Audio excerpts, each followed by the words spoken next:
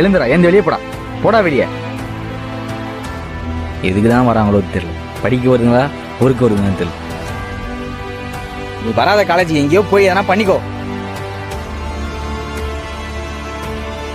எங்க படி இருக்க அழகா டீ கடை வச்சுட்டு போயிருந்துக்கலாம் போல. ஒன்றும் பண்ண முடியாது.